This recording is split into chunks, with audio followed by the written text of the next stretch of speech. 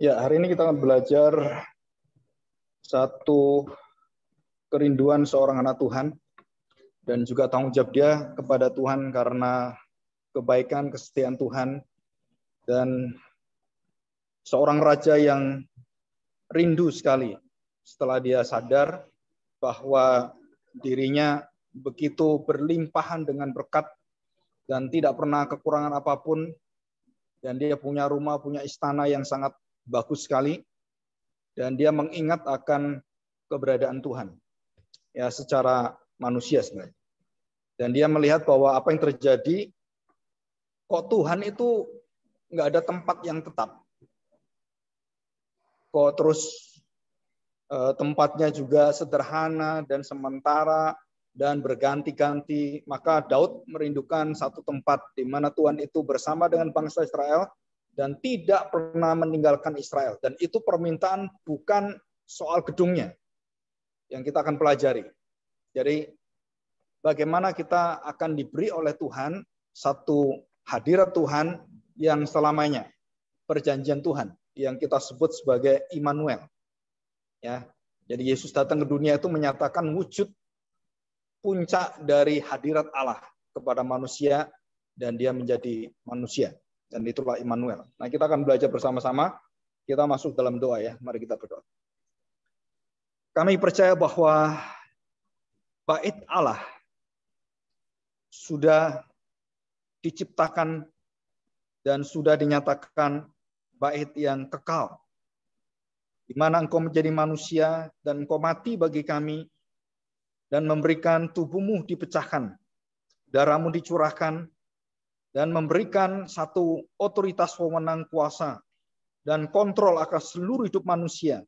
Dengan darahmu yang kudus, Engkau membangun satu bait Allah yang baru, yang tidak pernah dikalahkan dan tergantikan oleh apapun. Bahkan sudah menggantikan bait Allah Salomo yang terindah sepanjang sejarah manusia. Dan bukan hanya terindah, tetapi juga yang teragung. Dan di sanalah semua dan seluruh dunia bangsa-bangsa kagum akan bangsa Israel, raja-raja, ratu, dan segalanya. Dan kami tahu Tuhan, bahwa apa yang dikerjakan Salomo jauh di bawah berada dan di bawah daripada Kristus sendiri, anakmu yang tunggal. Dan Salomo melihat kemuliaan yang besar yang ada di dalam bait suci yang dia bangun, dia dirikan dengan tangan dengan seluruh orang-orang Israel dan dengan bangsa-bangsa yang kau panggil, yang kau sediakan dari orang-orang Libanon dan semua barang-barangnya. Dan itu tidak akan memuat engkau. Dan hanya satu bait Allah yang akan memuat kemuliaan Allah dan mencukupi segala-galanya, yaitu di dalam tubuh dan darah Kristus. Ingatkan kami selalu bahwa tanggung jawab kami sebagai manusia adalah melihat kemuliaan Allah di atas segala-galanya. Dan kami hari ini belajar apa yang harus kami nikmati, berkat yang tertinggi yang kami cari, yang kami dambakan. Tolonglah kami Bapa, dan biarlah Roh Tuhan membimbing kami dan mencelikkan kami sehingga kami tidak terkecoh dan terbawa dengan dunia ini, sehingga kami mencari hal-hal yang bersifat duniawi dan bersifat manusiawi. Tuhan, kami serahkan hati kami, ajarlah kami. Di dalam nama Tuhan Yesus kami serahkan doa kami ini. Amin. Kita akan membuka kitab Raja-Raja pasal yang ke-8. Ya. Saya bacakan ayat yang ke-9 ya. Ini agak loncat-loncat, tetapi untuk masuk ke dalam ayat 51 sampai 61. Latar belakangnya apa? 1 Raja-Raja pasal 8 ayat 9. Dalam tabut itu tidak ada apa-apa selain dari kedua loh batu yang diletakkan Musa ke dalamnya di Gunung Horeb. Yakni loh-loh batu bertuliskan perjanjian yang diadakan Tuhan dengan orang Israel pada waktu perjalanan mereka keluar dari tanah Mesir. Jadi di situ yang terutama dalam tabut perjanjian itu adalah firman Allah. Hukum Taurat 1-10 yang ditulis oleh Allah. Dan ditulis 2 kali ya. Satu dipecahkan oleh Musa. Dan kemudian yang kedua menyatakan satu perjanjian lama dan perjanjian baru. Lambangnya. Dan kemudian kita baca ayat yang ke-15. Ia berkata, terpujilah Tuhan Allah Israel yang telah menyelesaikan dengan tangannya apa yang difirmankannya dengan mulutnya kepada Daud ayahku. demikian. Sejak aku membawa umatku Israel keluar dari Mesir, tidak ada kota yang kupilih, kota ya, tempat, di antara segala suku Israel untuk mendirikan rumah di sana. Jadi jelas Allah tidak memilih kota tempat apapun, supaya mendirikan rumah di sana sebagai tempat kediamanku. Tetapi aku telah memilih Daud untuk berkuasa atas umatku Israel. Jadi jelas ini arahnya adalah Daud yang akan mewujudkannya. Lalu raja melanjutkan, ketika Daud ayahku bermaksud mendirikan rumah untuk nama Tuhan Allah Israel, berfirmanlah Tuhan kepadanya, engkau bermaksud mendirikan rumah untuk namaku, dan maksudmu itu memanglah baik, hanya bukanlah engkau yang akan mendirikan rumah itu, melainkan anak kandungmu yang akan lahir kelak, dialah yang akan mendirikan rumah itu untuk namaku. Ya, jadi ini jelas sekali bukan Daud. Jadi Tuhan telah menepati janji yang telah diucapkannya. Aku, Salomo, yang menggantikan papaku yang dijanjikan Tuhan. Aku telah bangkit menggantikan Daud ayahku dan telah duduk di atas tata kerajaan Israel. Seperti yang difirmankan Tuhan, aku telah mendirikan rumah ini untuk nama Tuhan Allah Israel dan telah menyediakan di sana tempat untuk tabut yang memuat perjanjian yang telah diadakan Tuhan dengan nenek moyang kita ketika mereka dibawanya keluar dari tanah Mesir. Ayat yang ke-23. Lalu berkata, ya Tuhan, Salomo ini ya Tuhan Allah Israel, tidak ada Allah yang seperti engkau di langit di atas dan di bumi di bawah. Engkau yang memelihara perjanjian dan kasih setia kepada hamba-hambamu yang dengan segenap hatinya hidup di hadapanmu. Jadi ini adalah tanggung jawab Tuhan. Ya, saudara, ada berapa tanggung jawab Tuhan? Dikatakan di sini engkau memelihara. Ya, tanggung jawabnya itu memelihara. Oke. Nah, saudara perhatikan, memelihara perjanjian dan kasih setia kepada hamba-hambamu yang dengan segenap hatinya hidup di hadapanmu. Yang 24. Engkau yang tetap berpegang pada janjimu. Memelihara. Kemudian kedua, tetap memegang janjimu terhadap hambamu Daud. Tadi kan hamba-hambamu. Dan ini memegang secara khusus pada Daud. Dan ini adalah satu perjanjian yang akan dilaksanakan oleh Daud. Dan yang telah menggenapi dengan tanganmu apa yang kau firmankan dengan mulutmu seperti yang terjadi hari ini.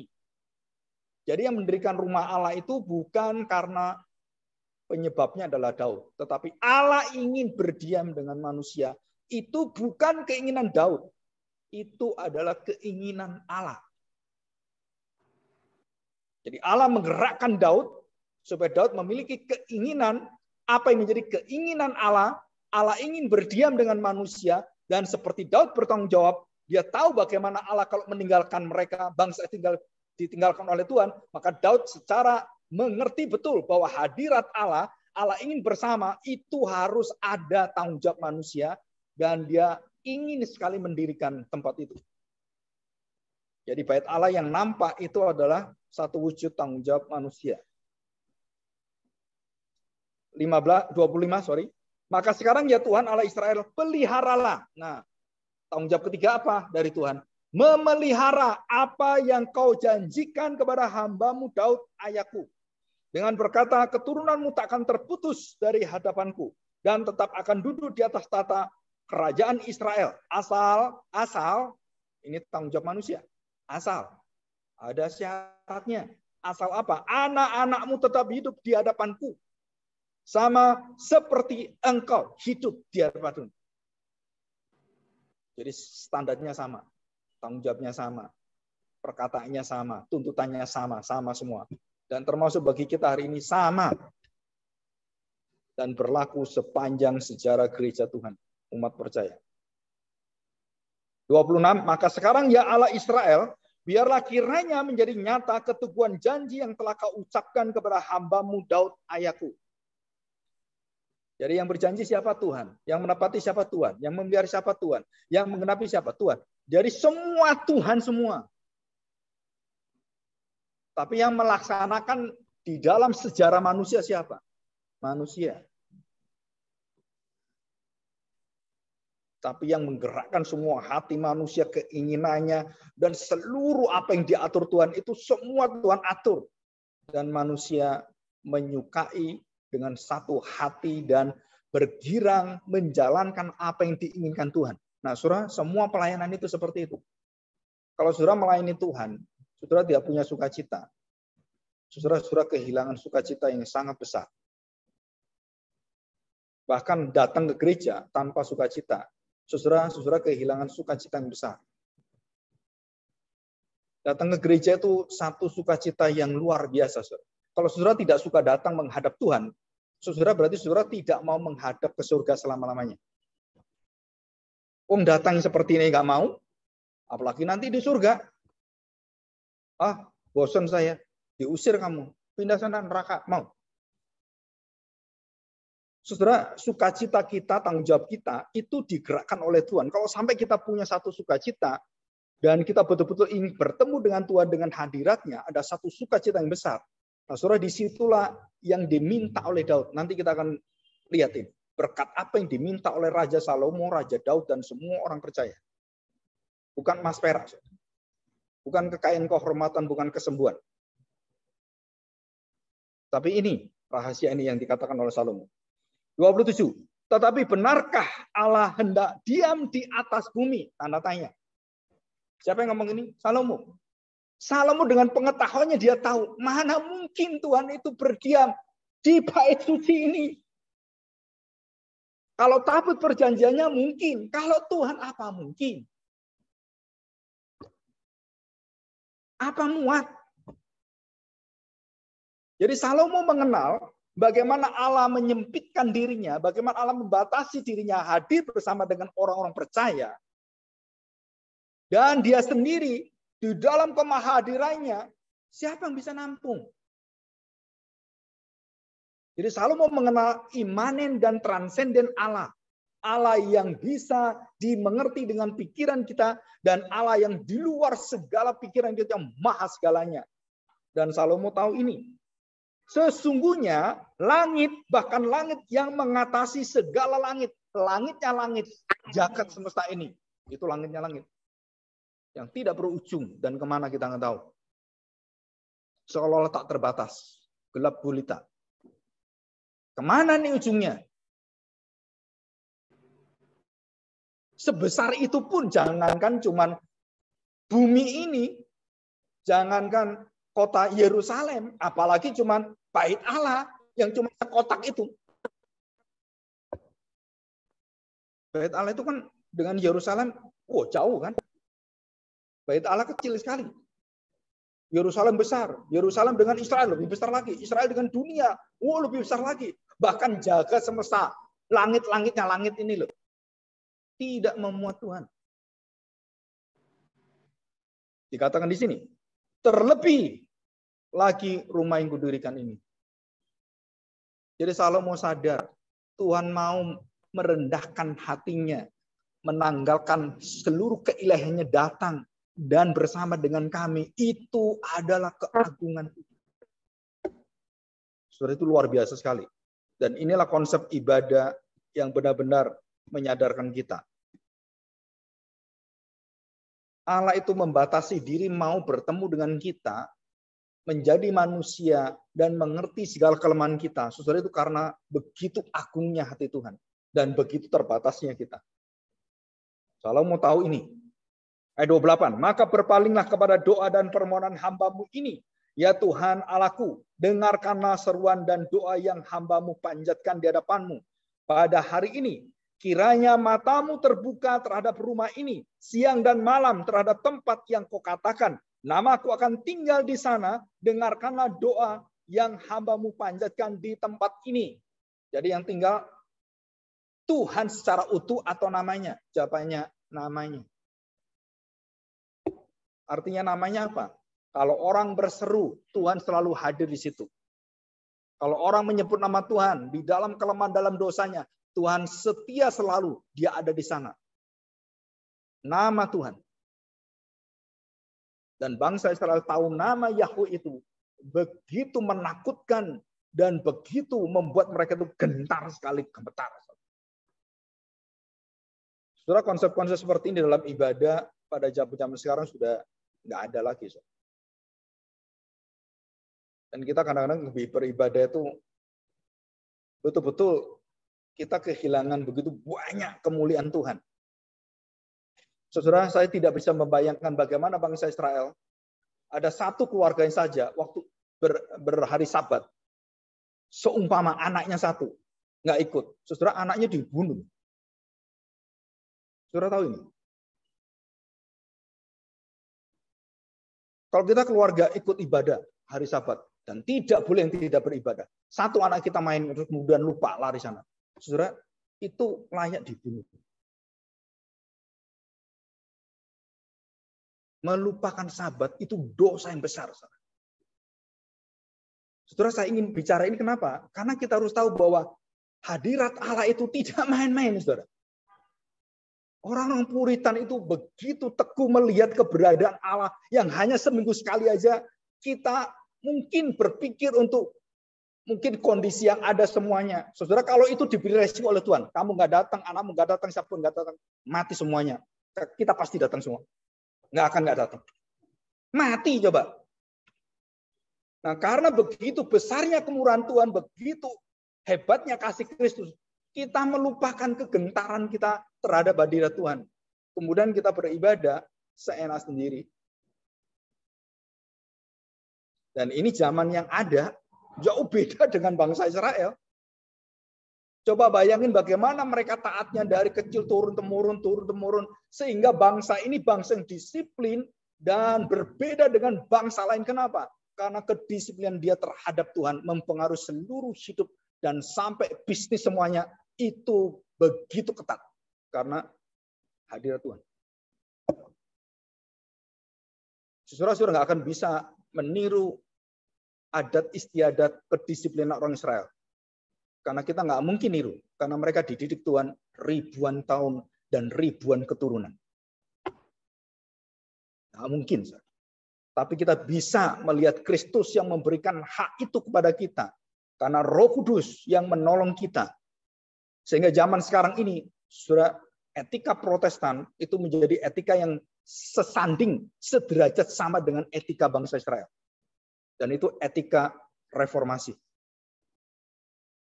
Ketepatan dalam melaku, keindahan dalam melaku, keindahan dalam semua karya-karya sampai penemuan-penemuan semua di Jerman semua itu pengaruh dari etos Protestan. Mesin-mesin cetak, mesin-mesin semua begitu presisi, itu semua pengaruh iman Kristen reformasi. Mesin cetak ditemukan pertama kali oleh Gutenberg ya di kota-kota Jerman itu semua penemunya adalah orang-orang yang cinta Tuhan. Teknologi canggih waktu itu. Kalau sekarang mungkin mulai dunia internet ya yang menemukan banyak orang Israel. Oke, kita lihat sekarang ayat yang ke-30. Dan dengarkanlah permohonan hamba-Mu dan umat-Mu Israel yang mereka panjatkan di tempat ini, bahwa Engkau juga yang mendengarnya di tempat kediaman-Mu di surga, dan apabila Engkau mendengarnya, maka Engkau mengampuni. Yang diminta oleh Salomo apa?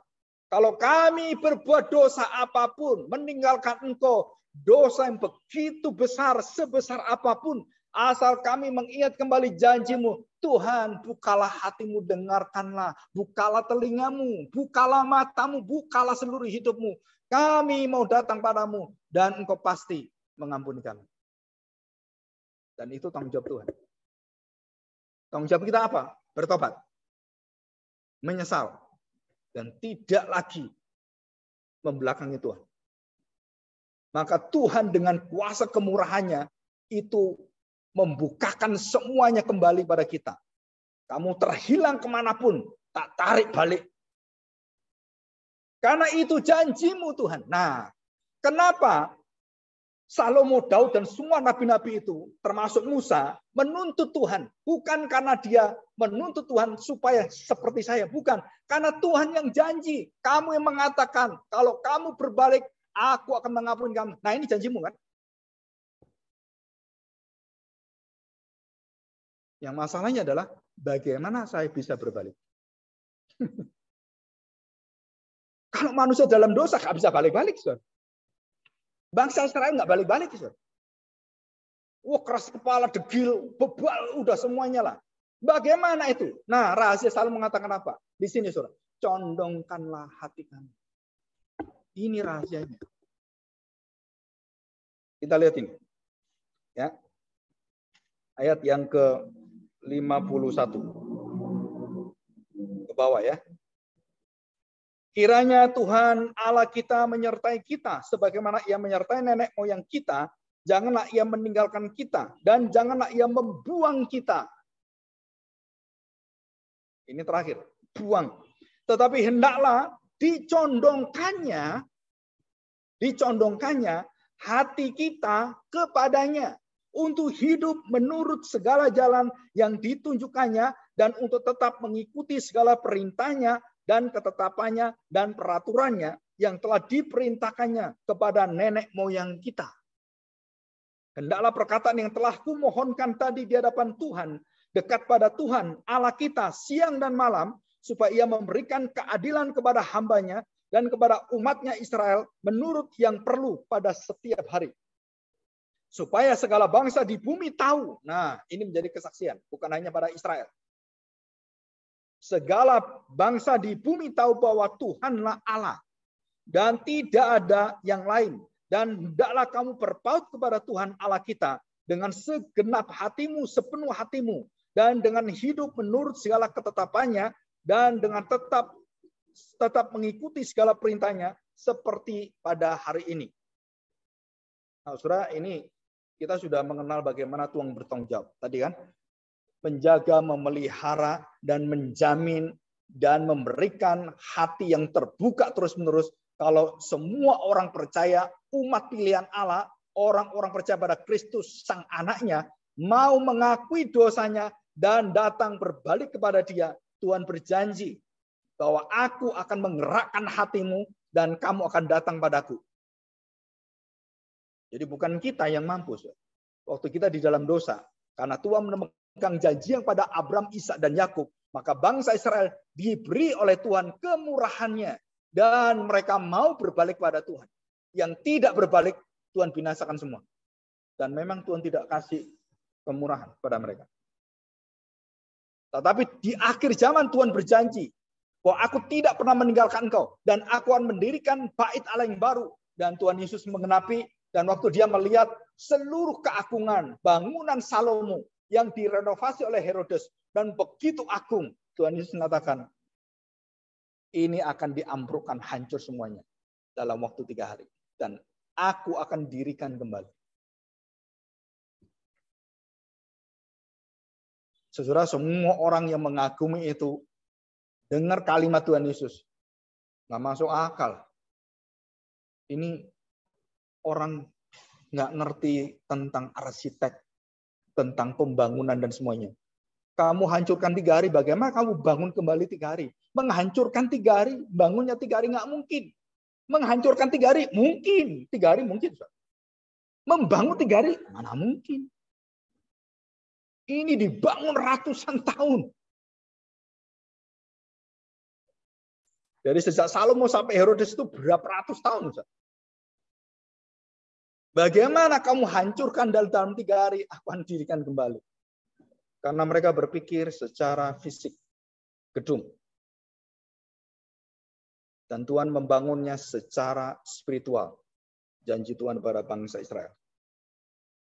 Dan kenapa itu harus dilaksanakan? Saudara, kalau tidak dilaksanakan, maka Tuhan tidak pernah lagi mencintai manusia selama-lamanya. Dan tidak ada satu manusia yang dicintai Tuhan. Dan Dia mencintai anaknya. Dan kematian anaknya, tubuh anaknya yang dipecahkan dan darahnya itu menjadi satu dasar fondasi bait Allah yang kekal yang baru.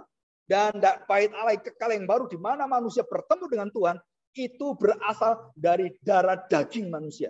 Dan ini penting. Dan ini satu teologi yang sangat penting sekali. Allah tidak mendirikan dengan nyawa rohnya malaikat. Allah tidak mendirikan dengan kekuatan yang ada di surga, barang-barang di surga. No. Tapi Dia mendirikan bait Allah yang kekal dari tubuh dan darah anaknya. tubuh dan darah seperti kita. Yang hanya sementara, yang hancur karena dosa, yang rusak karena dosa, dan disitulah Tuhan mendirikan yang kekal, yang permanen, yang kudus.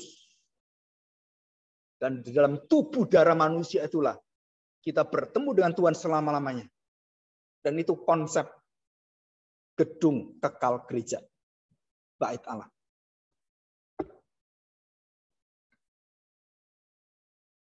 Saudara, sudah lama banyak orang bertanya, dan banyak orang itu kalau ke gereja pikirannya tuh organisasi, pikirannya macam-macam, saudara. Tapi tidak pernah menerima pengertian yang begitu dasar, begitu penting. Karena tanpa hadirnya Kristus sebagai jasmani, tubuh fisik, daging manusia, dan menyerahkan semua untuk menggarap dosa kita, menghapuskan dosa kita, dan mematahkan seluruh kutuk Tuhan. Karena akibat dosa adalah kematian kekal, maka tidak ada satu gereja yang berdiri tanpa dasar tubuh dan darah Kristus. Tidak mungkin ada gereja.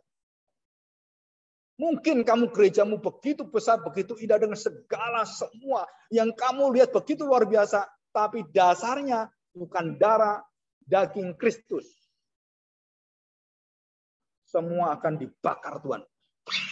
Dan semua hancur. Dan itu kengerian yang dilihat oleh Yohanes, Rasul Yohanes di akhir zaman. Saya lagi mempersiapkan 2 tahun lagi khotbah khusus Kitab Wahyu. Mungkin selama 3 tahun, mulai tahun 2024. Dan itu kengerian yang luar biasa. Jadi Kitab Wahyu satu-satunya kitab yang mengkomplikasi semua, yang kemudian memeras semua pengertian seluruh teologi, dan kemudian dibawa oleh satu figur dan satu apokaliptis, dan semua ada di sana. Dan itu indah sekali. Saya sudah berdoa, saya sudah meminta pada Tuhan apa yang harus saya bawakan. Dan dengan kondisi yang ada, gereja Tuhan yang demikian, dan begitu banyak campur aduk tentang hal-hal yang bersifat mistis, mitos, simbolis semuanya. Akhirnya saya berdoa, oke, Tuhan beri saya penyertaan, dan Tuhan siapkan saya. Kita akan garap Kitab Wahyu. Mungkin selama berapa tahun, saya nggak tahu. Untuk mengarahkan kembali, mempersiapkan zaman ini siap menyambut Yesus Kristus, Tuhan Juru Selamat kita. Apakah sampai saya mati, saya nggak tahu. Biasanya ada visi besar itu, ada tanggung jawab besar. Selalu seperti itu. Ya, kita berdoa bersama-sama di hadapan Tuhan. Nah, saudara, kita lihat. Jadi tanggung jawab Tuhan itu apa? Memelihara, kemudian semua janji kasih-Nya, dan berpegang pada janji setianya. Saudara, ini semua tanggung jawab. Bagaimana tanggung jawab kita? Kita sebagai manusia. Nah, saudara, kita lihat. Ya, 1 Raja-Raja pasal 8:51. Allah mencondongkan hatinya. Jadi kita bisa bertanggung jawab karena Tuhan yang memberikan kuasa bertanggung jawab kepada kita. Jadi dosa tidak bisa melahirkan tanggung jawab. Dosa tidak bisa melahirkan penyesalan. Dosa tidak bisa membuat orang jauh lebih baik. Dosa itu melumpuhkan, mematikan, dan membuat kita semuanya melawan Tuhan. Dan dosa betul-betul menutup semua kemungkinan kita bertanggung jawab di hadapan Tuhan. Jadi bagaimana saya bisa bertanggung jawab? Maka Tuhan memberikan janjinya. Tuhan memberikan bait Allah-Nya. Tuhan melahirbarukan kita. Dan setiap hati kita adalah tempat di mana Yesus mendirikan bait-Nya, kematiannya dalam kematian kamu, dan kebangkitannya di dalam seluruh hidup kamu dalam kebenaran. Dan Tuhan bangkitkan kamu. Dan disitulah Tuhan membangun. Dan Tuhan sudah berjanji, aku akan memelihara, aku akan setia, aku berpegang pada perjanjianku, dan seluruh hidupmu akan ada dalam jalanku dan ketetapan-ketetapanku. Bagaimana saya bisa? Kamu harus mati bersama dengan kematian anakku. Kamu harus memiliki bait Allah yang baru, di mana aku akan tinggal selama-lamanya, dan Roh Kudus yang aku janjikan akan membawa kamu, mengajar kamu, memimpin kamu ke dalam seluruh kebenaran. Yohanes 14 dan 16. Dan disitulah kita baru tahu, oh berarti saya harus mendapatkan bait Allah yang baru, hidup yang baru di dalam tubuh dan darah Kristus. Saya harus dilahirbarukan, saya harus dibaptis, dan saya mendapatkan satu jaminan, dan saya mendapatkan perjamuan kudus yang menjamin saya bahwa Tuhan tidak pernah tinggalkan saya. Dan itulah perjamuan kudus. Sudah barulah di sini saya bisa mengenal Allah, saya bisa belajar bagaimana Allah menuntun saya, dan kelemahan-kelemahan saya apa. Jadi semua kemampuan kita bertanggung jawab itu karena Allah yang memberikannya kepada kita. Karena Allah yang mencondongkan hati kita. Nah, saudara, arti mencondongkan itu ada dua hal. Ya. Yang pertama, Allah tidak pernah berkompromi dengan segala kelemahan kita. Itu pertama. Allah punya rencana lurus, kudus, dan tidak berubah-ubah. Tapi hati kita itu selalu berubah, selalu ingin melakukan apa yang seperti yang kita nikmati, yang seperti kita inginkan. Nah, Allah yang tidak berubah dan menjadi patokan kita supaya kita condong pada hati Allah Bapa kita yang tidak pernah condong, supaya kamu mencondongkan yang tidak pernah condong. Karena kamu selalu condong. Kamu selalu menyimpang, kamu selalu terbawa arus oleh dunia ini. Dan Allah yang tidak terbawa arus, dialah yang bisa mencondongkan hatimu. Yang tidak pernah condong-condong. Dan dia selalu kekal, tidak berubah. Nah, yang tidak bisa berubah inilah yang mengubah hatimu. Nah, di sini. Pak, bagaimana kalau Allah nggak ada dan kita bisa ubah hati kita? Nggak bisa, kamu udah kemana? Harus ada patokannya. Harus ada yang tidak bisa diganggu gugat oleh siapapun. Janji Allah, penyertaan Allah, pemeliharaan Allah. Allah memegang janjinya dan dia setia. Nah, ini kita pegang. Allah tidak pernah berubah. Nah, kemudian Allah yang tidak pernah mencondongkan hati karena kejahatan kita, karena dosa kita, Allah tetap setia. Kamu berdosa, nggak berdosa, dia tetap setia pada janjinya. Nah, yang berdosa inilah yang dibawa oleh Tuhan, kamu harus mencondongkan hati. Dari mana saya tidak bisa condong hati kita nanti? Karena Allah tidak condong hatinya, maka kita harus menjadi tidak condong hati kita seperti Allah. Dan seluruh kecondongan hati kita ke dunia, itu dibalikkan oleh Tuhan dan diarahkan, condongkan hati kami kepadamu Tuhan. Saudara, Salomo itu begitu indah. Dia mengenal. Saya nggak ngerti, Salomo belajar teologi dari mana? Banyak orang teologi belajar sampai puluhan tahun bahkan menjadi doktor. Hal-hal yang sepele gini nggak ngerti. Atau terlalu pintar atau gimana? Tuhan Yesus mengatakan, hanya anak-anak kecil yang sederhana mengerti firman Tuhan. Orang-orang pintar yang hebat-hebat, Tuhan kadang-kadang tutup dan Tuhan binasakan mereka. Kenapa? Maka saya memperingatkan gereja yang mengandalkan dokter semuanya. Saudara harus tahu. Tuhan mempermalukan kita. Dan itu ditulis oleh Rasul Paulus, ditulis oleh Tuhan sendiri. Dan diajarkan Tuhan. Kalau kamu tidak memiliki hati seperti anak kecil, sia-sia segala pengetahuanmu seperti orang Farisi ahli Taurat, engkau binasa semua. Saudara, ini sangat mengerikan sekali. Maka mengapa kita garap kitab Yohanes, kitab Wahyu? Karena di sana kita akan melihat saudara betapa mengerikannya gereja di akhir zaman. Dan betapa mengerikannya kuasa iblis itu akan berkuasa luar biasa, mencengkram segala unsur manusia. Dan ini sudah kita lihat di depan kita. Ya, oke. Saudara, Allah mencondongkan hati. Kita sudah mengerti hal ini. Terus kalau sudah mencondongkan hati, saya tanya sekarang. Jadi kalau hati saya sudah condong ke dunia, dan kemudian Tuhan arahkan condong kepada hati Allah, saya tanya sekarang, arahnya satu atau dua? Jawabannya satu. Kenapa satu? Karena jalan Tuhan. Akulah jalan, kebenaran, dan hidup. Karena Kristus. Dan kita harus melihat Kristus satu-satunya. Apa yang dimiliki, disukai, disenangi, dan menjadi hati Kristus. Dan semua menjadi keinginan kita. Dan kita belajar seumur hidup kita, apa yang paling menyenangkan hati Bapa yang dilakukan oleh anak. Nah itu yang kita lakukan seperti anak. menyembah Bapak, melakukan untuk Bapak, Bapak pasti senang dengan kita semuanya. Saudara, itu adalah satu arah yang jelas. Jadi kita diubahkan arah kita, rencana kita, tujuan kita kemana? Ke kehendak Allah, ke hati Allah.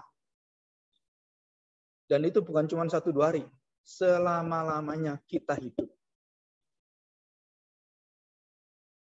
Bukan 1-2 hari. Bukan hanya waktu hari Minggu. Tapi selama-lamanya. Pertobatan yang sejati, ada tanggung jawab sejati, dan ada komitmen sejati. Saya mau bersama dengan Tuhan selama-lamanya. Dan saya tidak akan mencondongkan hati ke tempat yang lain, kecuali kepada Tuhan. Surah hati seperti ini, hati yang ditakuti oleh iblis, dan hati yang disenangi oleh Tuhan. Saudara, hati kalau kita kesetiaan kita kepada Tuhan dan kita sudah berkomitmen, maka setan paling takut waktu kita dimampukan Tuhan untuk melihat Tuhan saja, setan gemetar semuanya. Dan kegemetaran setan, kesenangan Allah. Allah senang anak-anaknya menyembah Dia. Hidup turut dengan Dia. Oke, sekarang kita lihat apa sih berkat yang dicari oleh Salomo. Saudara, kita selidiki Salomo. Apa kekurangan Salomo? Saya tanya saudara, apa kekurangan Salomo? Saya tanya sekarang. Semua istri Salomo nggak ada yang ngeluh uang nafkah hidup. Salomo, anakmu nggak ada yang bisa beli sepatu mereknya Nike itu. Salomo tertawa, ambil di bank sana. Mau ambil berapa kamu? Mau Nike, ada semua di sana. Ambil aja uang di sana. Nggak ada kekurangan apapun. Baju, semua kebutuhan, makan, minum. Saudara, Salomo bukan hanya mencukupi supaya bisa bersepatu, bisa makan. Bukan, saudara. Berlimpah sampai muntah-muntah kamu bisa. Nggak ada kekurangan Salomo. Jadi kalau Salomo dihitung sebagai berkat, dia nggak butuh berkat, saudara. Berkat apa? Kamu semua ada kok. Makan minum ada semuanya. Kenapa Salomo masih mencari berkat di atas segala berkat? Berkat yang kekal ini. Berkat yang tidak mungkin diberikan oleh dunia dan kesenangan dunia berasal dari dunia ini. Apa sebenarnya? Saudara, emas, perak, kedudukan, semua ada di Salomo. Saudara tahu berapa harta miliknya Daud dan Salomo? Saudara kalau pernah hitung, berapa ton, bukan ton, ribuan ton emasnya Salomo dan Daud. Saya tanya, 1 ton sekarang berapa? Jangan 1 ton, 1 kilo berapa? Emas. 1 kilo kan 1000 gram, 1 gram 1 juta, berarti 1 miliar. 1 kilo kan? 1 kilo 1 miliar. Kalau 1 ton? 1 ton berapa? 10.000. 10.000 kilo. Nah, kalau sekarang, kalau dikali 1000 lagi berapa? Triliun, ya kuadriliun, iya kan? Setelah itu cuma emasnya loh, belum yang lain. Belum peraknya, belum ini semuanya. Dan Daud itu memberikan itu semua bukan untuk dirinya, untuk bait Allah. Surah baca nanti di Alkitab. Semua penghasilan dia tidak dimakan dia kumpulkan untuk Tuhan. Karena dia ingin Tuhan hadir bersama dengan dia selama-lamanya. Dan dia bertanggung jawab apa? Semua milik dia itu milik Tuhan. Kenapa Salomo itu sebagai raja yang tidak tergantikan, Daud tidak tergantikan Salomo. Kenapa? Karena hatinya jauh lebih tinggi dari Salomo. Daud jauh lebih indah dari Salomo. Dan keteladanan itulah yang diambil Salomo. Cuman Salomo kurang ajar. Tahu kurang ajarnya apa? Dia dengan licik, dia membangun istananya lebih baik dari bait Allah. Dan ini dosa besar. Kalau Salomo berdosa seperti ini, Daud kalau membangun nggak akan, percaya saya. Tapi karena Salomo, kenapa dia kemudian membangun dan mengakali seperti itu dan terbuka, dan Tuhan marah pada Salomo, saudara, karena Salomo banyak istri dan guntiknya. Dan Tuhan mengatakan, karena hatimu terpikat dengan wanita-wanita asing itu, aku benci kamu Salomo. Tuhan mau ditipu oleh Salomo. Nggak bisa. Nah itu kalau diterapkan dengan pribadi kita runtuh semua. Seperti pemuda yang kaya itu. Di hadapan Tuhan apa yang kita pertahankan? Nggak ada. Semua harus dilepaskan semua. Termasuk nyawa kita. Kalau Tuhan katakan, siapkan besok kamu tak ambil. Mau apa kita? Saya tanya, apa yang kita pertahankan? Nggak ada, saudara. Karena Tuhan ingin kamu milik saya. Kamu bersama dengan saya selama-lamanya. Tinggalkan semua dunia ini. Segala apapun yang kamu pikir dunia. Udah stop, tinggal bersama saya. Maka orang-orang yang mati di dalam Tuhan, itu bahagianya luar biasa, saudara. Kenapa? Karena dia memiliki Kristus selama-lamanya. Dan nggak mikir dunia lagi. Mau? Mau kenapa mau? Ya Pak, di dunia susah. Dengan Tuhan aja gitu. Oke, kita lihat yang kedua. Saudara, kita lihat ya. Apa yang diminta Salomo? Salomo tidak meminta emas perak semua kedudukan dan dia sudah disediakan Tuhan. Dan dia tidak pernah menaruh itu semua di atas keberadaan Tuhan. Saudara, yang diminta Salomo apa? Anugerah kasih setia Allah. Hadirat Allah. Nah, kita baca. Keluaran 33. Ya, Keluaran 33. Ayat 16. Nah ini, saudara, ayat ini hafalkan ya. Hafalkan, saudara. Ya. Saya bacakan ayat 15. Berkatalah Musa kepadanya, jika engkau sendiri tidak membimbing kami, perhatikan ya, tidak menuntun kami, tidak menyertai kami, tidak bersama dengan kami, janganlah suruh kami berangkat dari sini.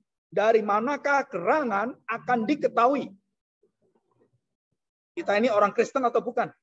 Orang Israel atau bukan? Umat perjanjian atau bukan? Dari manakah gerangan akan diketahui bahwa aku telah mendapat kasih karunia di hadapanmu? yakni aku dengan umatmu ini. Jawabannya, saudara, bukankah karena engkau berjalan bersama-sama dengan kami? Sehingga kami, aku dan umatmu ini, dibedakan dari segala bangsa yang ada di muka bumi. Jadi apa yang diminta oleh Salomo, saudara, bukan hadirnya banyaknya emas perak, banyaknya anak buah, banyaknya tentara, banyaknya pasukannya, bukan, saudara. Tapi hanya hadirat Tuhan dalam hidupnya. Dalam hidupnya yang dia letakkan adalah di bait Allah. Tuhan, hadir kamu di sana, Tuhan. Hadirlah kamu di sana. Setialah kepada kami, Tuhan. Saudara, inilah harta kekayaan yang luar biasa. Dan inilah yang menjadi doa kita. Kalau ada orang sakit, ada orang yang kesulitan, saudara, bawa mereka memegang janji Tuhan. Aku hadir bersama dengan engkau dan tidak pernah tinggalkan engkau. Dan saya kalau doa pun untuk orang sakit, untuk orang apapun, saya selalu berdoa untuk keistimewaan orang percaya. Apa? Hadir Tuhan bersama dengan kita semuanya. Karena itu yang akan membuat kita penuh sukacita menghadapi segala kekuatan yang akan melawan kita. Dan ini dijelaskan oleh Salomo. Penyertaan dalam kasih setianya tidak akan meninggalkan bangsa Israel. Termasuk untuk anak-anak kita, keturunan kita. Dan saya masih ingat waktu masa-masa kira-kira 1 minggu sebelum meninggal. Bapak saya mengatakan, yang bisa setia terus bersama dengan kalian. Bukan papamu, bukan mamamu. Tapi Tuhan. Kalau kamu tidak berpaling pada dia, kamu akan dihancurkan dunia. Kalau kamu berpaling kepada Tuhan dalam segala kelemahan dosamu, Tuhan janjikan dia akan setia. Nggak mungkin dikerjakan papa mamamu. Tapi Tuhan yang akan kerjakannya dalam dirimu. Jadi mungkin saya pikir ini ngomongnya papa ini aneh-aneh ya. Ini nggak taunya mati, saudara. Baru kita tahu. Jadi dia tidak menyediakan tentang anaknya masa depan pekerjaan. Enggak diomongin sama sekali. Dia omongin bagaimana kamu harus meminta hadirat Tuhan bersama dengan kamu selama-lamanya. Jangan sampai kamu meninggalkan Tuhan. Dan inilah berkat yang tertinggi, terpenting yang diminta Raja Salomo. Jangan tinggalkan kami, Tuhan. Apa artinya? Immanuel. Salomo melihat Kristus dalam hidupnya. Rasa aman, rasa tenang, rasa yang berkecukupan, berkelebihan tanpa kekurangan, uang, kenyamanan, materi, non-materi, tidak pernah bisa menjamin kita. Ketenangan hati kita hanya satu. Jika kita tahu Kristus bersama dengan kita, apa yang kita ingini lagi? Nggak ada. Yang kita ingini adalah memuliakan Tuhan. Dan yang kelima, saudara, anugerah ini berkaitan dengan siapakah kita di hadapan Tuhan. Jadi status kita itulah yang penting. Kenapa saya mendapatkan jaminan itu? Karena saya menjadi anak-anak Bapa surgawi. Karena saya sudah dimeteraikan oleh darah Kristus. Saya menjadi saudara Kristus. Saya menjadi sedaging saudara dengan Kristus. Otomatis Kristus anak Bapa surgawi. Maka kita menjadi anak-anak Bapa surgawi. Walaupun diadopsi. Bukan anak asli. Anak sulung hanya Tuhan Yesus. Anak yang bagi Bapa hanya satu. Inilah anakku yang kukasih. Dan satu-satunya anakku. Gak ada anak yang lain. Tapi kita karena Kristus. Kita diangkat menjadi anak-anak Tuhan. Artinya kalau saya bersama dengan Tuhan. Dan dia menjadi Bapa saya. Apa yang terjadi? Dia jamin sebagai Bapa. Segala apa yang aku miliki. Milikmu. Betul kan? Jadi bapak yang mengerti anaknya balik karena dosa anak bungsu itu. Apa yang dia berikan pada anak bungsu? Tidak seperti dia keluar. Anak itu diterima. Anak itu diberikan semuanya. Anak diberikan haknya. Dan bukan hanya itu saja, saudara. Anak itu diberikan kedudukannya. Dan milikku adalah milikmu. Siapa yang iri? Yang merasa paling suci. Yang merasa paling bekerja. Yang merasa paling melayani. Yang merasa paling berjasa. Kamu kok nggak pernah tahu saya, Bapak? Aku bersama dengan engkau. Engkau tidak pernah menghormati. Bajingan kayak gini kok dihormati. Saudara, itu persis pikiran bangsa Israel. Yang disebut toxic faith. Iman yang racun seperti itu. Saudara, kita selalu mengukur diri kita. Dan orang lain itu yang tidak seukuran dari kita. Nggak boleh ke gereja ini. Nggak boleh masuk. Ini bukan anak Tuhan. Kenapa? Karena kita merasa lebih baik dari dia. Ukurannya bukan kamu. Ukurannya karena hadirat Tuhan yang mengalahkan dosanya. Hadirat Tuhan yang memberikan pengampunan kemurahannya. Bukan kamu yang mengukur dengan, wah saya ini udah baik, saya sudah luar biasa. Saudara, itu semua menjadi kemunafikan yang sangat mematikan. Dan kita melihat Salomo meminta berkat ini. Saudara, yang terakhir. Ya. Jadi hadirat Allah. Yang kedua apa? Saudara, kita lihat bagian yang kedua. Kalau kita sudah menjadi anak-anak Allah, kita sudah dijamin status kita, dan kita sudah tidak ditinggalkan Tuhan, terus apa yang terjadi? Saudara tahu apa yang terjadi? Setiap pergumulan peperangan dengan bangsa Kanaan, orang Amori, orang Het, orang Hewi, Yebus, semua bangsa ini dikalahkan satu persatu dan tidak ada yang bisa mengalahkan kita. Artinya apa? Dengan lambang ini, berarti semua jalan hidup kita yang akan memenangkan semua problema dan kesulitan. Dan kita tidak dibiarkan Tuhan di dalam kekalahan. Dan Roma pasal 8 dikatakan, engkau adalah umat yang lebih dari pemenang. Bukan hanya menang, melebihi dari pemenang. Dan tidak pernah kamu terkalahkan. Ini kalimat ini harus hati-hati. Kenapa? Karena banyak gereja memakai kalimat ini dengan tanpa bertanggung jawab. Artinya, saudara, bahwa saya harus menyandarkan, bergantung pada Tuhan, dan saya mengandalkan Tuhan. Dan setiap kali, nah perhatikan, bedanya Daud, Salomo dengan Saul. Bedanya apa? Daud mau melakukan apapun, dia masuk ke rumah Tuhan. Dia bertanya, berdoa kepada Tuhan. Tuhan, aku besok mau gini. Gimana Tuhan? Boleh nggak Tuhan? Dan dia terus-menerus taat pada Tuhan. Dan itu beda Daud dengan Salomo. Salomo tidak melakukan seperti Daud. Saul apalagi lebih gila. Tapi hanya Daud yang selalu ke rumah Tuhan sampai tetesan air mata itu berada di sana. Dan Daud dikenan Tuhan. Kenapa?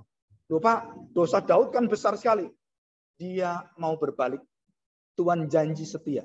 Jadi saudara, kalimat yang terakhir adalah, kalau seumpama engkau jatuh dalam dosa, di dalam kelemahan imanmu sampai kamu terpuruk dan betul-betul kamu nggak bisa bangun, saudara, Tuhan memberikan engkau kuasa untuk bangkitlah, angkatlah tilammu, berjalanlah. Dan itu berlaku bagi kita semua.